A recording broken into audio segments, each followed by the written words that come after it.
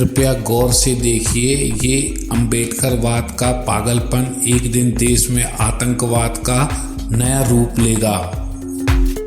दोस्तों नमस्कार। ये जो आप फोटो अभी आपने आगे देखी हैं, इन फोटो को देखकर आप अंदाजा लगा सकते हैं कि इस देश में अम्बेडकरवाद किस तरह एक आतंकवाद का रूप ले रहा है।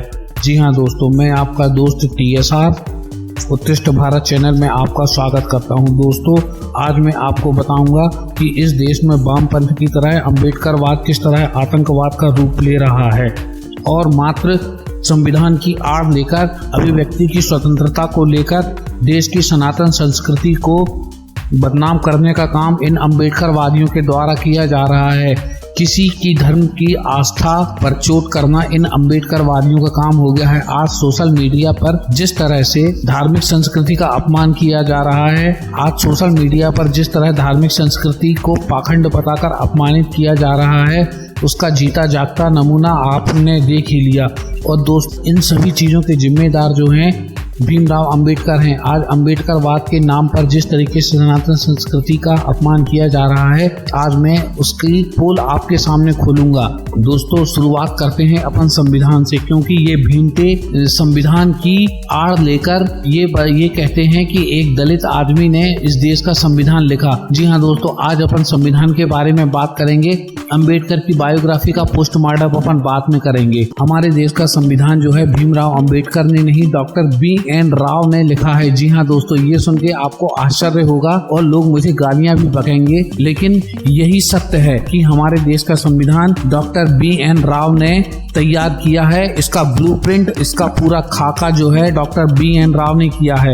अब आप पूछेंगे ये BN राव कौन है? जी हाँ दोस्तों, तो मैं आपको बताता हूँ। इंटरनेशनल कोर्ट ऑफ जस्टिस, जी हाँ दोस्तों, अंतरराष्ट्रीय न्यायालय के जज थे हमारे देश के डॉक्टर BN राव। इनका जन्म मद्रास में हुआ था। जी हाँ दोस्तों, इन्हीं की बदौलत हमारे देश का सबसे बड़ा हस्तलिखित संविधान तैयार हो पाया है। और रही बात लिखने की, तो दोस्तों मैं एक बात और बताता हूँ। हमारे देश का संविधान लिखा है डॉक्टर प्रेम बिहारी रायजादा जी ने। जी हाँ दोस्तों, डॉक्टर प्रेम बिहारी रायजादा जी हमारे देश के इकलौते और 3 पीढ़ियों से कैलीग्राफी राइटिंग में मशहूर थे। जी हाँ दोस्तों, इनके पिता, इनके दादा भी कैलीग्राफी राइटिंग करते थे और डॉक्टर प्रेम बिहारी रायजादा भी कैलीग्राफी राइटिंग के बहुत एक्सपर्ट व्यक्ति थे। उस समय हमारे प्रधानमंत्री पंडित जवाहरलाल नेहरू जी उनके पास गए और उनसे कहा कि आप जो है, मैं चाहता हूं कि आप हमारे देश का संविधान लिखिए, तब और आपको जो भी शुल्क लगे मैं आपको देने को तैयार हूं। तब डॉक्टर प्रेम बिहारी रायजादा जी ने नम्र होकर पंडित जी से कहा कि पंडित जी, ये तो मेरी खुशकिस्मती है जो मुझे इस देश का संविधान लिखने का मौका मिला, लेकिन किंतु मेरी एक शर्त है। पंडित जी ने आश्चर्यचकित होकर पूछा कि क्या शर्त है? तब उन्होंने कहा कि मेरी एक ही शर्त है कि संविधान जितने पन्ने में भी लिखा जाएगा, उस संविधान के प्रत्येक पन्ने पर मेरे हस्ताक्षर और मेरे दादाजी के नाम होंगे। जी हाँ दोस्तों, उन्होंने एक छोटी सी शर्त रखी थी कि इस देश के संविधान के प्रत्येक पन्ने पर उनका नाम और उनके दादाजी का नाम अंकित होगा। सो इस शर्त को जो है सहर्ष पंडित जी ने स्वीकार कर लिया। कभी दोस्तों अगर आपको मौका पड़े तो संसद भवन में संविधान की ओरिजिनल कॉपी हीलियम के बॉक्स में रखी है, कभी जाकर उसको देखिएगा। आपको प्रत्येक पन्ने पर डॉक्टर प्रेम बिहारी रायजादा के सिग्नेचर और उनके दादाजी का नाम लिखा मिलेगा। और हाँ दोस्तों, एक और रोचक तथ्य है कि संविधान के प्रत्येक पन्ने पर जो आपको पेंटिंग दिखती है, जी हाँ दोस्तों, जो पेंटिंग दिखती है, जो कलाकृतियाँ दिखती हैं पन्ने की बॉर्डर पर, वो बॉर्डर जो है वो बनाई है नंद कुमार बोस जी ने। जी हाँ दोस्तों, नंद कुमार बोस जी ने ही हमारे देश के संविधान के प्रत्येक पन्ने पर जो राम, सीता और लक्ष्मण वनवास से लौट रहे हैं जो पेंटिंग बनाई है, वो पेंटिंग जो है वो नंद कुमार बोस जी ने ही बनवाई है।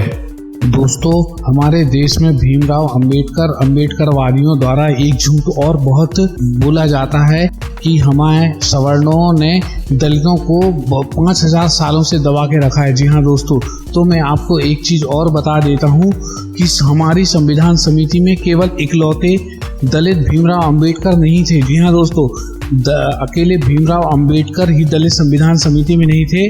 उस वक्त हमारी संविधान समिति में 26 SC मतलब 26 अनुसूचित जाति के, 33 अनुसूचित जनजाति के और 15 महिलाएं जो हैं संविधान सभा में चुन के पहुंची थी। जी हाँ दोस्तों, ये सुन के ये बहुत कम लोगों को मालूम है कि हमारे देश के संविधान की सभा में ऑलरेडी पहले से 26 अनुसूचित जाति के, 33 अनुसूचित जनजाति के और 15 महिलाएं, जिनको ये भीमते बोलते हैं कि हमारे देश की महिलाओं को पढ़ने का अधिकार नहीं था, तो क्या ये महिलाएं अनपढ़ होकर संविधान सभा के सदस्य बन गई थी? दोस्तों, अब आप अंदाजा लगा सकते हैं कि हमारी देश की जनता से किस तरीके से झूठ बोला गया और सवर्णों के प्रति और सनातन संस्कृति के प्रति आज भी जहर फैलाया जा रहा है। जी हाँ दोस्तों, एक तथ्य में एक रोचक तथ्य और आपको बताता हूँ कि भीमराव अंबेडकर जो रह कर अपनी पूरी जिंदगी दलित राजनीति करते रहे और सवर्णों को पानी पीकर कोसते रहे, उन्हीं सवर्ण के कारण, जी हाँ दोस्तों, BN राव के कारण ही डॉक्टर भीमराव अंबेडकर संविधान सभा के सदस्य बन सके और ड्राफ्टिंग कमेटी के अध्यक्ष बन सके। अगर BN राव ने डॉक्टर राजेंद्र प्रसाद से इनके बारे में सिफारिश करके इन्हें वापस ना बुलवाया होता तो शायद संविधान सभा में अंबेडकर की उपस्थिति दर्ज ना हो पाती। दोस्तों, अगर विषय पसंद आया है तो मेरे चैनल को लाइक करिए, सब्सक्राइब करिए और इस जानकारी को ज़्यादा से ज़्यादा लोगों तक पहुंचाइए, जिससे इस देश की सनातन संस्कृति का ह्रास होने से हम बच सकें। और हाँ, सब्सक्राइब करके बेल आइकॉन जरूर दबाइएगा, क्योंकि अगले वीडियो में मैं अंबेडकर की बायोग्राफी लेकर आऊँगा और जिसमें कई सारे तथ्य इस देश की जनता के सामने रखूँगा। जी हाँ दोस्तों, जय हिंद, जय भारत, वंदे मातरम।